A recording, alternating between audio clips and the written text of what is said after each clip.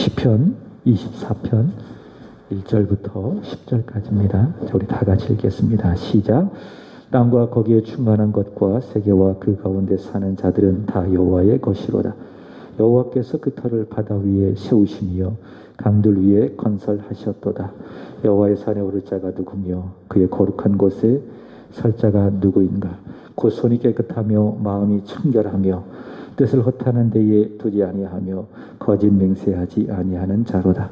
그는 여호와께 복을 받고 구원의 하나님께 의를 얻으리니 이는 여호와를 찾는 족속이요 야곱의 하나님의 얼굴을 구하는 자로다. 문들아 너희 머리를 들지어다. 영원한 문들아 들릴지어다. 영광의 왕이 들어가시리로다. 영광의 왕이 누구시냐. 강하고 능한 여호와시요 전쟁에 능한 여호와시로다. 문들아 너희 머리를 들지어다. 영원한 문들아 들릴지어다. 영광의 왕이 들어가시리로다.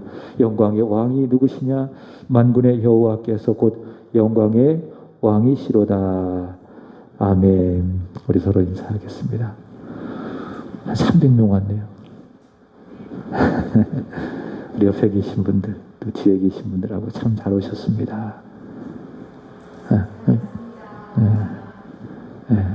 여러분 한 분 한 분이 참으로 귀중하고, 사실 몇 주 전까지만 해도 많이 안 나오시니까는 마음에 좀 힘이 좀 빠지더라고요. 근데 그런 생각을 해봐요. 모든 상황을 긍정적으로 보자. 그러니까 믿음은 긍정이에요. 믿습니까? 믿음은 100% 긍정입니다. 제가 새벽에 말씀을 드렸죠. 요셉이 자기를 미워하고 증오하고 죽이려고 했고 노예로 판 형제들을 보고 복수하지 않는 것, 충분히 그렇게 할 수 있지만 왜 그렇다고 했죠? 믿음으로 보고 믿음으로 해석하니 하나님이 나오고 하나님의 역사를 보게 되고, 그러니 어떻게 해요? 미워할 수 있어요? 할 수 없죠. 이해하게 되고 용서하게 되고 사랑하게 되고. 그래서 믿음만 있다면 됩니다. 믿음만 있다면 100% 모든 것을 긍정적으로 받아들일 수 있다라고 하는 겁니다. 그래서 안 나오는 것 보고 좀 마음이 조금 어려웠는데 믿음으로 보자. 나오신 분들이 있으니까 한 분 한 분을 소중하게 여기면서 열심히 말씀 전하고 함께 기도하면 그게 훨씬 더 좋은 것이 아닌가, 그런 생각을 해보는 거예요. 그래서 새벽에도 그렇고 또 수요일에도 그렇고 금요일에도 그렇고 이렇게 와서 이 자리를 지키시는 그런 분들이 있기 때문에, 온라인으로도 예배하는 그런 분들도 있겠지만 그분들을 바라보고 열심히 말씀을 준비하고 이 예배를 섬겨야 되겠다, 그런 생각을 해봅니다. 오늘은 날씨가 굳은 날씨였죠. 그죠? 저도 이제 죄송하지만은 나이가 조금씩 들어가다 보니까 이 몸이 날씨의 영향을 많이 받는 것 같아요. 이런 날에 괜히 마음이 우울해지기도 하고 또 안 아프던 데가 또 아픈 것처럼 느껴지기도 하고, 그래서 오늘은 제가 좀 누워있는 시간이 좀 있었어요. 몸의 컨디션이 굉장히 다운이 되더라고요. 그래서 오늘 한 저녁 한 7시 반쯤에는 그냥 오늘 같은 날은 집에서 푹 쉬고 싶다, 그런 생각을 했습니다. 저도 사람이기 때문에. 근데 또 마음을 다잡아먹고 이 자리에 와서 또 찬양을 하니까 마음이 또 살아나요. 기도하니까 또 새 힘을 얻는 거예요. 여러분도 그랬죠? 여기 오기까지 쉽지 않았을 겁니다. 오늘은 쳐야 되겠다, 그런 마음 물리치고 여기 오셨잖아요. 그죠? 왔는데 그 찬송하고 또 기도하고 또 말씀을 드리니까 어때요? 새로운 힘이 생기고 한번 이 시간 하나님 앞에 영광을 올려드려야 되겠다, 이 시간 성공해야 되겠다라고 하는 그런 마음이 생기는 것이 아니겠습니까? 자, 어쨌든 여러분을 진심으로 환영하고 축복하고 한 번 더 인사하겠습니다. 잘 되고 있습니다. 됐습니까? 여러분의 가정 잘 되고 있습니다. 여러분의 일터와 직장 잘 되고 있습니다. 특별히 우리 교회 잘 되고 있습니다. 하나님이 역사하시는 교회, 가정이기 때문에 그렇습니다. 자, 오늘은 시편 24편의 본문을 가지고 시편 26번째 시간으로 말씀을 전하도록 하겠는데, 여러분 모든 성경은 다 그렇지만 제가 강조한 것이 있죠. 모든 성경은 성령의 감동으로 기록되어진 하나님의 말씀이다. 그 주제는 예수님이시다. 구약은 오실 그리스도, 신약은 오신 그리스도인데 그분이 누구시다? 예수님이시다. 그리고 한 단계 더 나아간다면 그 예수님을 믿으면, 주 예수를 믿으라. 그리하면 너와 네 집이 구원을 받으리라. 그게 뭐예요? 성경이 우리에게 말씀하고 있는 바이다. 그래서 성경을 요약하고 또 요약해서 핵심적으로 우리에게 제시한 성경 구절 하나가 있다면 저는 단연코 요한복음 3장 16절을 말씀드리고 싶습니다. 여러분 다 아시죠? 하나님이 세상을 이처럼 사랑하사 독생자를 주셨으니 이는 그를 믿는 자마다 멸망하지 아니하고 영생을 얻게 하려 하심이라. 이것이 무엇이에요? 성경이 우리에게 말씀하고 있는 바이다. 그래서 저와 여러분이 성경을 읽고 묵상하고 접할 때마다 누구를 만나야 돼요? 우리 예수님을 만나야 돼요. 그리고 마음속에 결단해야 돼요. 내가 예수님을 더 잘 믿고 예수님을 이전보다도 더 사랑하리라. 어제 내가 예수님을 사랑했다면 오늘은 어제보다 더 많이 예수님을 사랑하리라. 그리고 내일은 오늘보다 더 많이 예수님을 사랑하리라. 성경을 읽어가면서 우리는 마음으로 다짐하고 또 그렇게 되어야 하겠죠. 자, 모든 성경은 누구를 가리키고 있다? 예수님을 가리키고 있다. 자, 특별히 오늘 본문이 있는 시편도 그래요. 시편도 그 초점은 예수님이시다. 물론 시편을 기록한 기자들의 신앙의 고백, 그들의 기도, 그들의 찬송, 그들의 하나님 앞에 때를 따라 부르짖는 고통에 대한 탄식, 슬픔들이 다 기록되어 있지만 궁극적으로 시편은 누구에 대한 기록입니까? 예수님, 우리가 사랑하는 예수님에 대한 기록이다라고 하는 거예요. 이것은 예수님께서 말씀하신 바입니다. 누가복음 24장 44절의 말씀을 보시면은 시편은 나를 가리켜 기록된 것이라.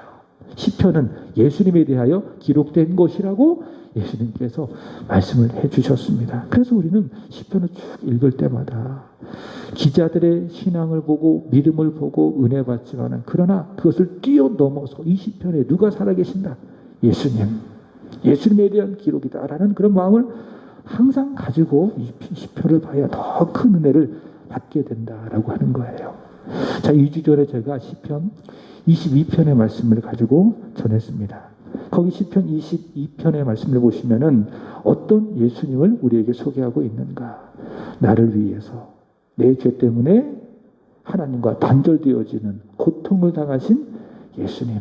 그 예수님을 우리는 시편 22편을 통해서 보게 되는 겁니다. 예수님께서 내 죄를 다 짊어지시고 십자가에서 죽으심으로 말미암아 그 죄로 인해서 하나님과 단절되어지는 지옥의 고통을 경험하셨죠. 그래서 예수님께서 십자가상에서 뭐라고 말씀하셨습니까? 내 하나님이여, 나의 하나님이여, 어찌 나를 버리셨습니까?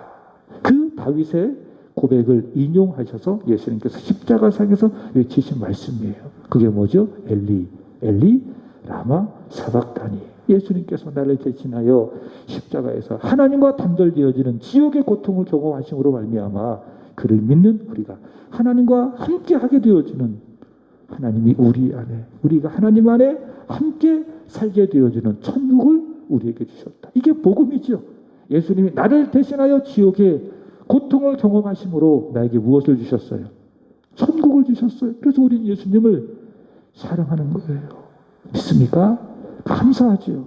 그 다음에 두 번째로는 그 예수님께서 시편 23편에 보시면은 저와 여러분의 어떤 존재가 되어주십니까? 목자가 되어주시죠. 그죠? 그래서 예수님은 나의 목자가 되어주신다. 예수님은 선하신 목자다. 요한복음 10장에서 그런 말씀을 하지 않으셨겠습니까? 나는 선한 목자라. 내가 양을 알고 양도 나를 아는 것이. 나는 양을 위하여 내 목숨을 버리노라. 예수님, 나의 선한 목자가 되어주셔서 나를 위해서 십자가에서 자신의 목숨을 버리셨다. 특별히 목자가 되신 예수님, 우리를 길러주신다. 양인 우리를 길러주시는데 세 가지죠. 첫 번째, 푸른 초장, 쉴만한 물가로 우리를 인도하시고. 그래서 여러분 기억하세요. 우리 세한교회가 쉴만한 물가예요. 푸른 초장이에요. 목자 되신 예수님께서 우리를 인도해 주신 곳. 여기가 어디라고요? 쉴만한 물가, 푸른 초장. 그래서 여러분이 교회 오셔서 예배할 때마다 생명수를 마셔야 돼요. 하나님 말씀을 통해서 영의 양식을 먹으셔야 돼요. 왜? 예수님께서 인도해 주신 곳이기 때문에. 그 다음에 두 번째로는 공급하시죠. 내 필요를 아시고 목자 되신 예수님, 양인 나에게 공급해 주신다. 그래서 양은 내일을 위하여 무엇을 먹을까? 무엇을 마실까? 염려할 필요가 없어 있어요. 없죠. 근데 염려하지 못하는 것은 양이 목자에 대한 신뢰가 없거나 부족하기 때문에 그런 염려할 것 전혀 없습니다. 네, 목자 되신 예수님이 우리의 필요를 공급하여 주시기 때문에. 세 번째로는 우리를 원수들로부터 보호하시죠. 우리의 원수는 무엇입니까? 먼저 내 속에 있는 죄. 이것이 나의 원수고, 두 번째로는 세상의 가치들이지요. 그리고 그 세상의 가치를 주관하고 있는 악한 영들. 이것이 바로 나의 원수들인데, 이 원수들로부터 목자 되신 예수님 나를 보호하여 주신다라고 하는 것이죠. 그렇기 때문에 시편 23편 1절에 양은 어떻게 고백해요? 예수님이 나의 목자가 되어주시니 나는 부족함이 없습니다 라고 고백하게 되어주고, 그 양은 목자 되신 예수님의 품에서 인도함을 받고 공급함을 받고 보호를 받으며 살아가는 것이 얼마나 행복하고 얼마나 감격스럽고 감사한지. 뭐라고 고백해요? 내가 이제로부터 영원토록 목자의 품에 살겠습니다. 그렇게 고백하게 되는 것입니다. 자, 오늘 읽은 시편 24편은요 한번 따라서 볼까요? 왕이신 예수님. 자, 시편 22편은 나를 대신해서 고통을 당하신 예수님. 십자가의 예수님이 시편 22편이에요. 시편 23편은 나의 목자가 되신 예수님. 시편 24편은 왕이신 예수님. 오늘 말씀의 제목에 의한다면 영광의 왕이신 예수님. 그것이 바로 시편 24편의 주제이다라고 하는 것입니다. 자, 말씀드렸듯이 시편 22편, 23편 그리고 읽은 24편도 하나님의 사람, 하나님의 종 다윗이 성령의 감동으로 기록한 하나님의 말씀이라고 할 수 있습니다. 자, 특별히 시편 24편은 어떤 배경 속에서 이 시편을 기록했을까? 이것을 한번 생각해 보는 것이 또 시편 24편을 이해하는 데에 유익할 거라 생각이 되어 있는데, 이게 잘 몰라요. 왜냐하면 뭐 부제도 그렇고 내용에서도 그렇고 어느 배경 속에서 하나님의 사람 다윗이 이 시편 24편을 기록했는지 잘 몰라요. 그러나 성경을 쭉 연구하는 학자들이 또 내용을 보면서 추측을 하는 거죠. 언제 기록했을까? 아마도 사무엘하 6장 12절에서 17절까지 말씀을 보시면은, 거기 보시면 하나님의 임재를 상징하는 물건이 있습니다. 그것이 무엇인가 하면 언약궤입니다. 언약궤. 거기에는 아론의 쌍난 지팡이가 있고 십계명의 두 돌판이 있겠죠. 자, 그것을 보관한 그 상자를 언약궤. 그래서 그 언약궤가 상징하는 것이 있습니다. 하나님은 우리의 하나님이 되시고 우리는 하나님의 백성으로서 하나님은 우리와 함께 사신다. 여러분 새벽에 말씀을 드렸죠. 이 세상에서 가장 좋은 게 뭐라고 이야기했죠? 하나님. 그리고 하나님이 나와 함께 하시는 것. 그것이 바로 가장 좋은 것이다. 이것은 저의 고백이 아니라 감리교회 창시자 존 웨슬레가 고백한 것이죠. 일평생 동안 주님을 전하고 주님을 위해서 살았던 존 웨슬레가 이 세상을 떠나면서 마지막으로 남겼던 유언적인 말, 그의 신앙의 고백. 이 세상에서 가장 좋은 것은 무엇이다? 여호와 하나님이 나와 함께 하시는 것이다. 그것이 가장 좋은 거라는 거예요. 하나님께서는 영이시기 때문에 이 세상에서 가장 좋은 것, 하나님은 하나님의 백성과 함께 하신다라고 하는 그 사실을 그들의 눈에 볼 수 있도록 알려주셨는데, 그것이 무엇입니까? 언약궤.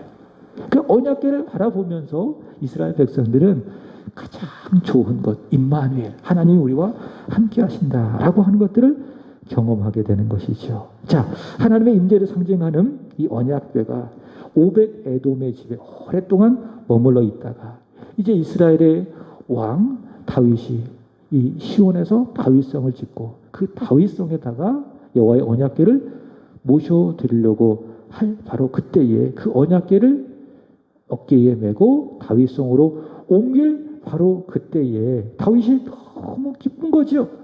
영광의 왕, 우리와 함께 하시는 전능하신 여호와 하나님, 영광의 왕이 시온성에 들어오시니 다윗이 정말 기쁘고, 그 왕을 내가 모셔드리며 내가 그 앞에서 영원히 살 것을 기대하니 정말 감동이고 감격스럽고, 그래서 뛰며 춤을 추며 하나님의 감동으로 노래하며 기록한 시가 바로 시편 24편이다. 그렇게 추측을 합니다. 정확하지는 않지만 그렇게 보는 것입니다. 오늘 시편 24편을 통해서 영광의 왕이신 우리 예수님, 그 예수님은 어떤 분이신지 저는 세 가지를 전하려고 해요. 그리고 그 영광의 왕 되신 예수님께 우리는 과연 어떻게 해야 할지를 또 세 가지를 전하려고 해요. 자, 첫 번째, 예수님은 모든 것을 소유하신 영광스러운 왕이십니다. 믿습니까? 우리 예수님 모든 것의 주인 되시고 모든 것을 소유하신 영광의 왕이 되신다라고 하는 것이죠. 자, 우리 먼저 2절을 읽어보도록 하겠습니다. 본문 2절입니다. 시작. 여호와께서 그 터를 바다 위에 세우시며 강들 위에 건설하셨도다. 아멘. 자, 이 말씀 속에서 여러분 주목할 단어가 있습니다. 그것이 무엇인가 하면 세우셨다, 그 다음에 건설하셨다. 여러분, 이거는 창조예요. 여러분, 창조는 뭔지 아십니까? 아무것도 없는 상태 속에서 무에서 유를 만들어내는 것을 창조라고 이야기해요. 그래서 이거는 사람이 할 수 있는 게 아니에요. 오직 하나님만 할 수 있는 것을 창조라고 이야기해요. 사람은요, 창조할 수 없습니다. 뭔가를 만들어도 유에서 유를 만들어낸 것이기 때문에 그거를 창조라고 말하지 않아요. 그냥 작품 하나를 멋지게 만든 것이지. 그럼 하나님은 그렇지 않다. 하나님은 무에서 유로 이 세상을 만드셨다라고 하는 겁니다. 여호와께서 그 터를 바다 위에 창조하셨다. 강들 위에 건설하셨다. 그렇게 이야기하고 있습니다. 바로 예수님이 바로 그런 분이시라는 거죠. 예수님이 창조주이시다. 예수님께서 그 터를 바다 위에 창조하셨고 강들 위에 그 터를 창조하셨다라고 하는 겁니다. 여러분 믿습니까? 예수님은 이 세상을 만드신 창조주이심을 우리는 믿습니다. 자, 요한복음 1장 3절을 보겠습니다. 시작. 만물이 그로 말미암아 지은 바 되었으니 지은 것이 하나도 그가 없이는 된 것이 없느니라. 그는 누구를 말하는 거죠? 로고스, 말씀이신 육체가 되어 이 세상에 오신 여호와 하나님, 그분 바로 예수님. 예수님으로 말미암아 만물이 지은 바 되었다. 지어진 것이, 눈에 보이는 것이 하나도 예수님 없이 된 것이 있다 없다? 없다. 우리 눈에 보이는 모든 것들, 심지어 저와 여러분 다 누가 만드신 거예요? 바로 예수 그리스도께서 만드신 것이다 라고 하는 것이죠. 그래서 예수님은 누구신가? 창조주, 영광의 왕이시다 라고 하는 거예요. 골로새서 1장 16절 보겠습니다. 시작. 만물이 그에게서 창조되되 하늘과 땅에서 보이는 것들과 보이지 않는 것들과 혹은 왕권들이나 주권들이나 통치자들이나 권세들이나 만물이 다 그로 말미암고 그를 위하여 창조되었고. 그는 누구를 말하는 겁니까? 요한복음 1장 3절에 말씀하신 로고스, 말씀이신 여호와 하나님, 사람이 되어 이 땅에 오신 하나님의 아들 예수 그리스도. 예수 그리스도에게서 모든 것이 창조되었다.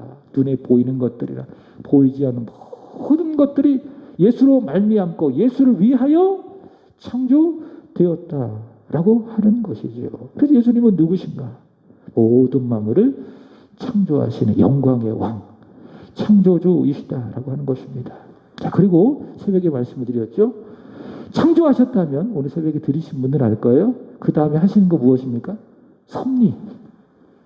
창조해놓고 이 세상이 일정한 법칙으로 돌아가게 만들었다라고 주장하는 것을 뭐라고 이야기합니까? 이신론이라고 이야기하죠. 그죠? 정순영 지사님 아시죠? 18세기 유명했던 인간의 이성을 최고의 권위로 두고 하나님의 말씀을 믿지 않았던 이신론이 뭐라고 주장해요? 창조만 믿는 거예요. 하나님이 이 세상을 창조하시고 그 다음에는 봄, 여름, 가을, 겨울 일정한 법칙에 따라서 이 세상이 돌아가는 것처럼 법칙하에 두셨다. 하나님의 섭리를 믿지 않는 것을 이신론이라고 이야기해요. 그러나 그렇습니까? 안 그렇죠.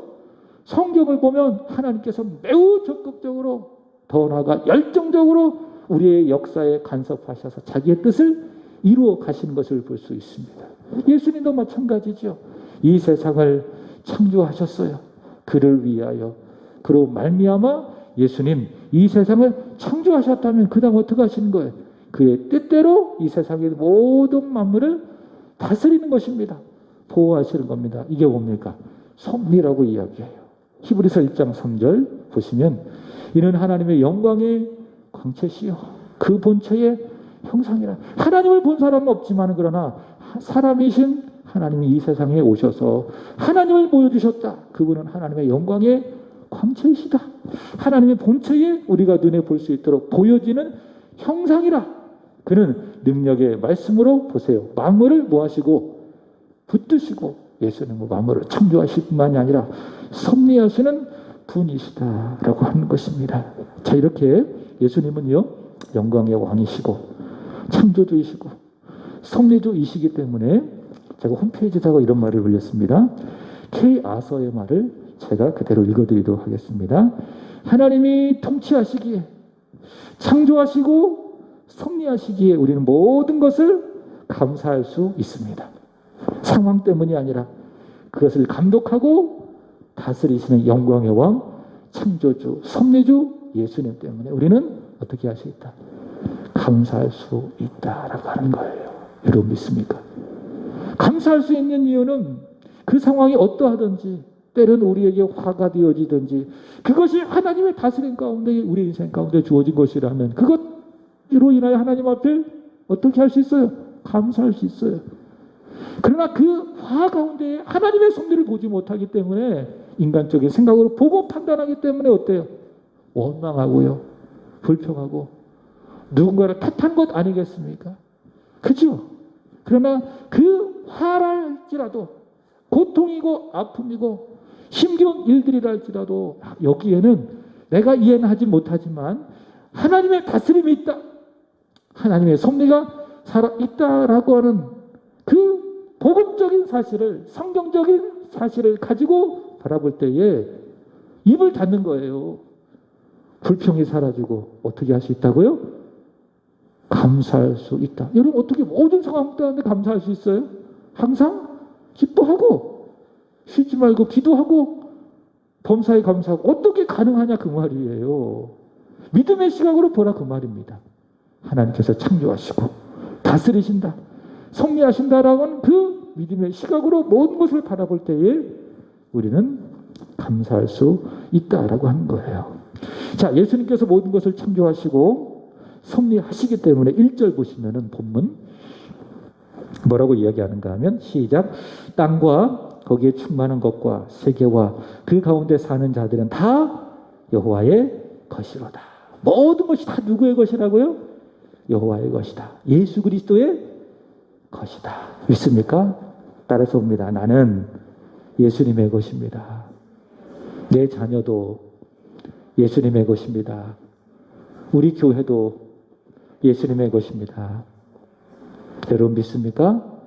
다 내 주변에 있는 모든 것들 다 누구의 소유라고요? 내 소유가 아니라 예수님의 소유. 다 예수님의 것이다.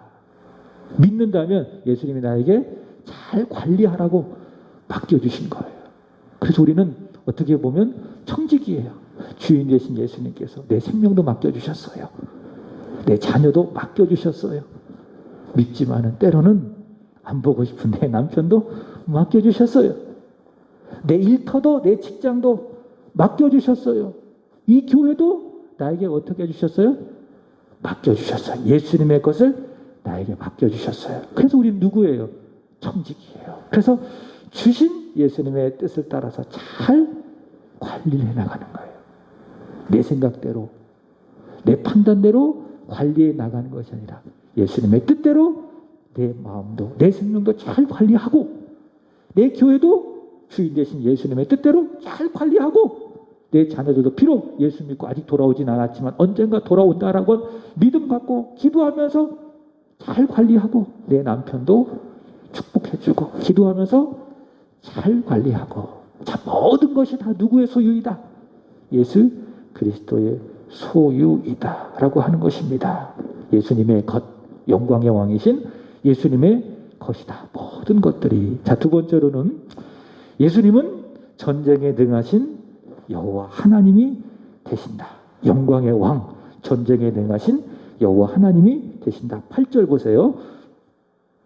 자, 우리 8절 읽어보겠습니다.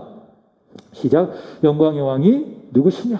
강하고 능한 여호와시요 전쟁에 능한 여호와시로다. 아멘. 여러분요, 사람은요 연약해요. 그리고 무능해요. 다 따지고 보면 강한 척하는 거예요. 유능한 척하는 거예요. 다 그래요. 모든 사람이 다 죄인이기 때문에 연약하고 무능해요. 여러분, 갑각류 아십니까? 제가 얼마 전에 했던 것으로 이야기했는데 갑각류는 어때요? 겉은 굉장히 딱딱하죠? 근데 안을 딱 열어보면 그 안에 아주 연약한 뽀얀 살이 있지 않습니까? 사람들은요 갑각류예요. 다 겉으로는 강해 보이지만 다 그 안에는 연약함을 가지고 있는, 강한 척하고 있지만은 다 무능한 갑각류와도 같은 사람이다. 그게 사람이다. 우리 다 죄인이기 때문에 그래요. 그러나 우리 예수님, 우리와 똑같은 사람이지만은 예수님은 연약하지 않아요. 그리고 예수님은 무능하지 않아요. 왜 그런지 아십니까? 우리 죄인이기 때문에 연약하고 죄인이기 때문에 무능하지만 예수님은 우리와 똑같은 사람이지만은 무엇이 없어요? 죄가 없어요. 히브리서 4장 15절은 이렇게 이야기합니다. 히브리서 4장 15절 시작. 우리에게 있는 대제사장은 우리의 연약함을 동정하지 못하실 리가 아니요 모든 일에 우리와 똑같은 시험을 받으시니로되 죄는 없으시니라. 그저 우리와 똑같은 사람이시지만, 그러니까 피곤하면은 주무시고 배가 고프시면은 드셔야 하고, 그죠? 때를 따라 감정이 울컥해져서 눈물을 흘리시기도 하고 성령으로 기뻐하시기도 하고, 우리와 똑같은 사람의 모습과 마음을 갖고 있지만은 그러나 우리와 다른 점이 하나 있으니 그것은 무엇입니까? 죄가 없다. 그래서 예수님은 연약하지 않습니다. 강합니다. 예수님은 무능하지 않아요. 능해요. 자, 그래서 다시 8절 보시면은 예수님은 영광의 왕으로 강하고 능한 왕이시다. 그래서 특별히 예수님은 전쟁에 능한 왕이시다. 여호와시다. 그렇게 이야기하고 있습니다. 여기서 말하는 전쟁이란 것은 무엇일까요? 물리적인 전쟁, 그런 것을 말하는 것일까요? 그렇지 않죠. 바울은 에베소서 6장 12절에 가보면 그리스도인의 전쟁은 혈과 육을 상대하는 전쟁이 아니라고 이야기했습니다. 그러니까 우리의 전쟁은, 예수님의 전쟁은 물질적인 전쟁이 아니에요. 이 세상에서 일어나는 물리적인 충돌, 이것이 아니라는 것이죠. 보이지 않는 무엇이다? 영적인 전쟁이다. 그 보이지 않는다라고 해서 영적이라고 이야기하는 거예요. 뭐 신령한 것을 보고 듣고 만지고, 그게 영적이 아니라, 영적인 것은 무엇이냐? 보여요? 보이지 않아요? 보이지 않는 거예요. 그래서 성경은 뭐예요? 영적인 거예요. 영적인 거. 우리 믿음도 어떤 성격을 갖고 있습니까? 영적인 거예요. 보이지 않으니까. 찬송하는 것도 영적인 활동이에요. 성경을 읽는 것도 영적인 활동이에요. 그 육신의 사람은 영적인 활동을 많이 함으로 인해서 그 영혼이 건강해지는 거예요. 마치 우리 육신이 양식을 잘 먹고 잘 소화시켜서 건강하게 되어지는 것처럼 우리의 영혼도 똑같아요. 영적인 활동을 많이 하면 할수록 우리의 영혼도 건강해지는 것입니다. 자, 우리가 상대하는 전쟁, 예수님께서 감당하셨던 전쟁은 영적인 전쟁이다. 보이지 않는 전쟁이다. 그럼 어떤 전쟁이냐? 죄와의 전쟁이에요. 그리고 죄가 무엇을 불러왔습니까? 죄의 삭은 사망, 죽음과의 전쟁이에요. 모든 인류로 죄를 짓게 한 마귀와의 전쟁. 이 전쟁, 다시 한번 죄와의 전쟁, 죽음과의 전쟁, 그 다음에 마귀와의 전쟁. 이 전쟁에서, 이 영적인 전쟁에서 우리 예수님 능하고 강하시기 때문에 어떻게 하셨습니까? 승리하셨다. 믿습니까? 그 예수께서 오심 자체가 무엇입니까? 승리예요. 뭐 어떤 분들은 예수님께서 십자가에서 죽으신 것, 그것이 승리다라고 이야기하는데 맞아요. 그래서 저는 그렇게만 생각하지 않습니다. 하나님이신 그분이 이 세상에 오신 것 자체가 승리입니다. 믿습니까? 하나님이신 그분이 우리가 똑같은 몸을 입으시고 이 세상에 오신 이 성육신이 무엇이다? 승리다. 그래서 예수님께서 이 세상에 2000년에 오셔서 성육신 하시고 오셔서 세례 요한에게 세례를 받으시고 이후에 그리스도의 사역의 모든 발자취가 다 승리의 발자취예요. 마귀를 이기시고 죽음을 이기시고 죄를 이기신 승리의 발자취가 예수님께서 행하신 기적이요, 그분이 선포하신 말씀이요, 놀라운 일들, 신비로운 일들이라는 거죠. 그럼 그 절정은 뭐냐? 두 가지예요. 고난과 십자가와 그 다음에 뭡니까? 부활이에요. 예수 그리스도께서 이 세상에 오셔서 행하신 모든 일들, 그 절정이 무엇이라고요? 고난, 십자가. 그 십자가는 패배가 아니에요. 십자가는 그 당시 사람들이 볼 때에 패배의 상징이었지만 그러나 그렇지 않아요. 예수님이 손을 대시니까, 예수님이 감당하시니까 십자가가 무엇으로 변했어요? 승리로 변했어요. 그게 복음이죠. 그죠? 그래서 우리가 십자가를 달고 다니는 것이 무엇입니까? 이게 만약에 예수님께서 손 대시지 않으셨다면, 예수님께서 십자가를 감당하지 않았다면 오늘날 이 세상 사람들 가운데 십자가를 목걸이로 차고 다니는 사람 아무도 없을 거예요. 이 수치고 패배의 상징인데, 그러나 예수님께서 십자가를 손 대심으로 말미암아, 십자가를 감당하심으로 말미암아 그 십자가의 패배를 승리로 바꾸신 거예요. 그 예수 그리스도의 승리의 결정이 무엇이냐? 고난이요, 십자가입니다. 그 십자가는 패배가 아니라 무엇이다? 승리라. 죄에 대한 승리, 죽음에 대한 승리, 더 나아가 마귀에 대한 승리. 그리고 그 승리에 대한 정점을 딱 찍고 역사적으로 확증된 사건이 무엇입니까? 그것이 바로 부활이에요. 부활. 예수 그리스도의 부활이다라고 하는 겁니다. 자, 이것을 뭐라고 이야기하고 있느냐? 복음이라고 해요. 복음은 뭐다? 승리다.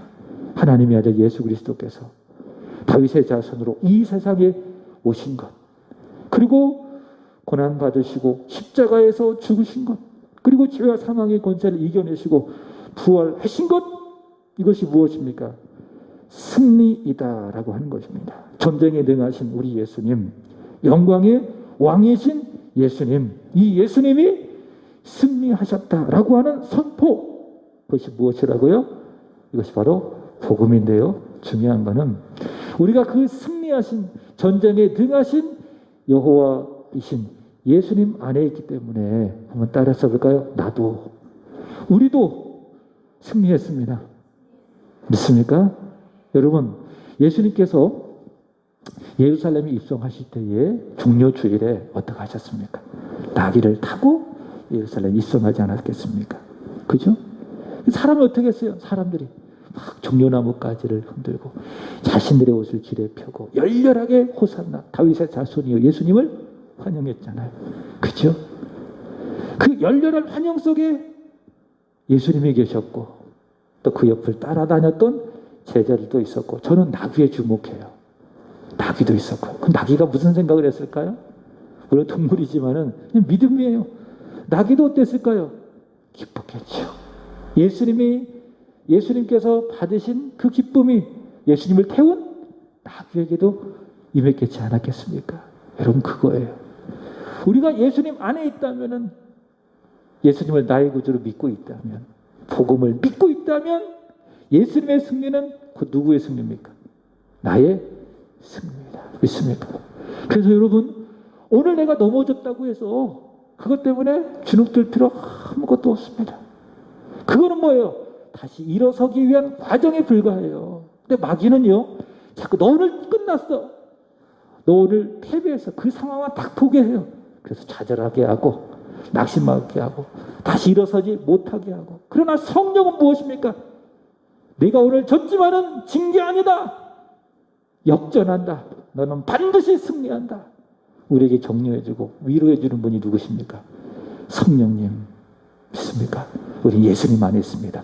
예수님의 승리가 누구의 승리? 나의 승리 믿습니까? 그래서 나는 안 돼. 우리 교회 틀렸어. 어떻게 우리 교회가 부흥이 이 코로나 시대에 다 누가 주는 생각이에요. 죄가 주는 생각이고 마귀가 주는 생각이에요. 성령의 생각은 무엇입니까? 된다. 내게 능력 주시는 자 안에서 내가 모든 것을 할 수 있다. 우리 교회 부흥된다. 하나님이 역사하신다. 이것을 나로 하여금 믿게 하고 확신하게 하는 것이 무엇입니까? 성령의 역사. 왜? 예수님이 승리하셨기 때문에, 예수님이 복음으로 이기셨기 때문에, 전쟁에 능하신 예수님, 그 복음 안에 내가 있기 때문에. 여러분 믿습니까? 우리는 이긴 사람입니다. 이긴 싸움을 하고 있습니다. 오늘 쓰러져도 오늘 넘어져도 낙심하지 말고요. 어떻게 하시면 돼요? 일어서시면 되는 거예요. 오늘 예배 못 드렸다고 해서, 오늘 예배 안 됐다고 해서 그 때문에 막 이렇게 할 거 없어요. 언제 하면 돼요? 내일 하면 돼요. 그럼 내일까지 적어도 하나님 살려주셔. 그런 믿음 갖고 여러분, 오늘 안 됐다고 해서, 오늘 성경 못 읽었다고 해서 내일 이거 포기하지, 이거 안 된다고 합니다. 아셨죠? 제가 늘 이야기하잖아요. 성경 읽으실 때에 범위가 있는데 그거 못 읽으면은 그것도 싸들고 내일까지 읽으려 하지 말고, 못 읽은 거는 못 읽은 그대로 딱 두고 내일 주어진 거 읽으면 되는 거예요. 자, 그 다음에 세 번째로, 예수님은 하늘로 들어가신 왕이시다. 영광의 왕이시다 라고 하는 거예요. 7절 읽어보겠습니다. 9절도 같은 내용인데 7절만 시작. 문들아 너희 머리를 들지어다. 영원한 문들아 들릴지어다. 영광의 왕이 들어가시리로다. 아멘. 저는 이 말씀을 보면서 마가복음 16장의 말씀이 떠올랐습니다.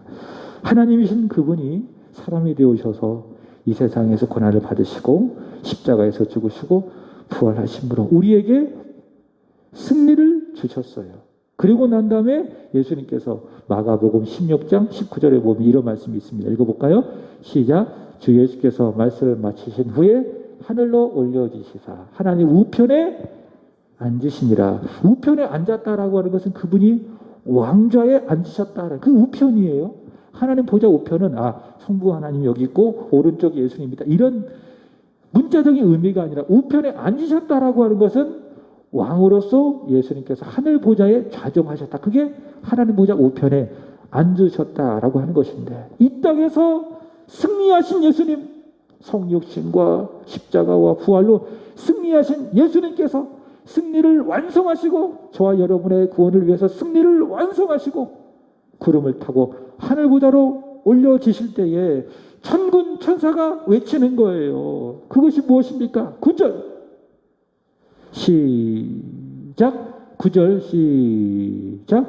문들아 너희 머리를 들지어다. 영원한 문들아 들릴지어다. 영광의 왕이 들어가시리로다.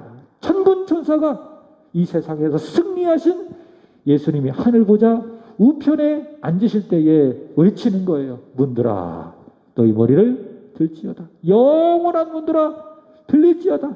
영광의 왕 예수님이 들어가시리로다.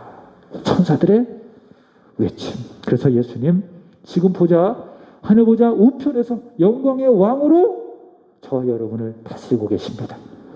우리 교회를 다스리고 계십니다. 영광의 왕이신 그 예수님 말씀을 맞춰요. 이렇게 예수님 영광의 왕 모든 것을 소유하시고 십자가와 부활로 승리하시고 하늘 보좌 우편에 앉으셨는데, 앉으셔서 저와 여러분을 다스려 주시는 거예요. 다스려 주시는데 첫 번째는 우리의 마음을 다스려 주세요. 그리고 교회를 다스려 주십니다. 그것이 오지는가 하면 3절 보세요. 자, 그것을 우리의 마음을 다스려 주시고 또 그가 택하신 교회를 다스려 주시는데, 그것이 뭐라고 이야기하는가? 3절 시작. 여호와의 산에 오를 자가 누구며 그의 거룩한 곳에 설 자가 누군가. 영광의 왕이신 예수님께서 다스려지는 것을 어디라고 이야기해요? 여호와의 산이라고 이야기하고 또는 거룩한 곳이라고 이야기하죠. 이건 물리적인 장소의 의미가 아니라 영적인 의미예요. 내 마음이 될 수가 있어요. 그것이 여호와의 거룩하신 곳, 여호와의 산이 될 수가 있겠고요. 우리가 주의 이름으로 모인 교회도 여호와의 산과 교회가 될 수가 있겠고요. 자, 여호와 하나님께서 영광의 왕이신 예수님께서 그렇게 우리를 다스려 주시기 때문에 우리가 그 하나님 앞에 어떻게 해야 되느냐, 세 가지만 간단하게 이야기할게요. 첫 번째는 따라서 볼까요? 마음이 청결해야 된다. 믿습니까? 자, 4절 보시면은 곧 손이 깨끗하며, 그 다음에 마음이 청결하며 뜻을 허탄한 데에 두지 아니하며 거짓 맹세하지 아니하는 자로다. 첫 번째, 영광의 왕이신 예수님의 다스림을 받는 나, 우리 교회 마음이 어떻게 해야 된다고요? 청결해야 된다라고 하는 거예요. 믿습니까? 성령의 능력으로 저와 여러분의 마음이 청결하게 되기를 축복합니다. 그래서 마음이 청결하여져서 예수님 뭐라고 말씀하셨습니까? 마음이 청결한 자는 하나님을 볼 것이요. 믿습니까? 성령으로 말미암아 저와 여러분의 마음이 청결하여져서 하나님을 보게 되어지고 하나님 보좌 우편에 앉아 계신 예수님을 보게 되어지고, 그래서 거짓을 버리고 허탄한 데에 내 삶의 모든 가치를 두지 아니하고. 자, 두 번째는 손이 깨끗해야 돼요. 다시 4절의 말씀을 보시면은 곧 무엇이? 손이 깨끗하며, 이것은 우리의 어떤 손도 이야기하지만 우리 온 몸을 말하는 겁니다. 우리의 몸. 그러니까 마음이 성령의 능력으로 청결하게 되어지고 우리의 몸도 깨끗해지는데 어떻게 깨끗해질 수가 있습니까? 비누로 박 씻는다고? 소독제로 박 씻는다고 우리 손이 깨끗해져요? 아니죠. 어떻게 우리의 손이 깨끗해집니까? 예수의 보혈로 우리의 몸이 깨끗해지는 거예요. 그래서 여러분, 예수의 보혈로 여러분의 손이 깨끗해지고 여러분의 몸이 깨끗해져서 그러니까 예수의 보혈을 묵상하면 되는 거예요. 믿으면 되는 거예요. 그러면 여러분의 손이, 여러분의 몸이 깨끗해져서 이제 그 몸 가지고 주일에 와서 예배 드리는 거고요. 그 몸 가지고 이렇게 손을 들고 찬양하는 거예요.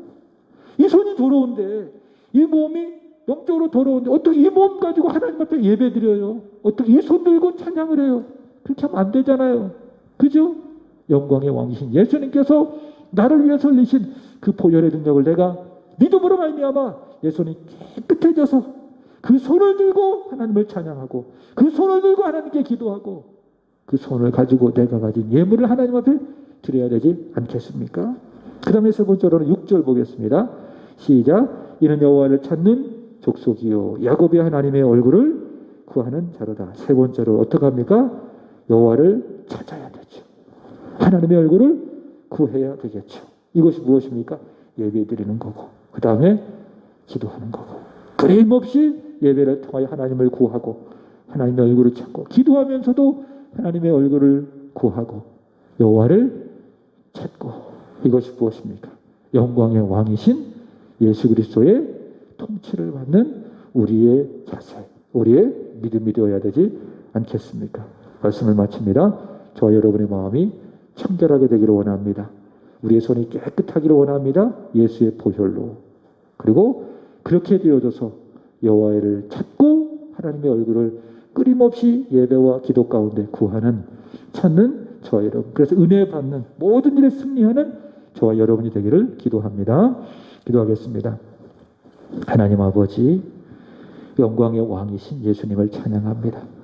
모든 것의 소유주가 되어주시는 예수님, 성육신과 십자가와 고난과 부활로 영적 전쟁에서 이기신 예수님, 영광의 왕으로 하나님 보좌 우편에 좌정하신 예수님, 그 예수님을 믿으니 감사합니다. 그 예수님을 나의 마음에 모셔드리고 예수님의 통치를 받는 자로서 하나님 성령으로 나의 마음이 청결하게 되게 하여 주시고 보혈로 나의 손이 깨끗하게 되게 하여 주시고, 그리하여 여호와를 찾고 여호와를 구할 때마다 하나님을 만나는 은혜, 기쁨이 있게 하여 주옵소서. 늘 기도와 예배에 승리하는 우리 사랑하는 성도들 되게 하여 주옵소서. 이후에도 하나님께 기도하겠사오니 깨끗한 마음으로, 청결한 마음으로, 깨끗한 손으로 하나님 앞에 기도할 수 있도록 도와주옵소서. 그래서 응답받게 하시옵소서. 예수님의 이름으로 기도드리옵나이다. 아멘. 우리 함께 찬양 드리겠습니다. 그 사랑.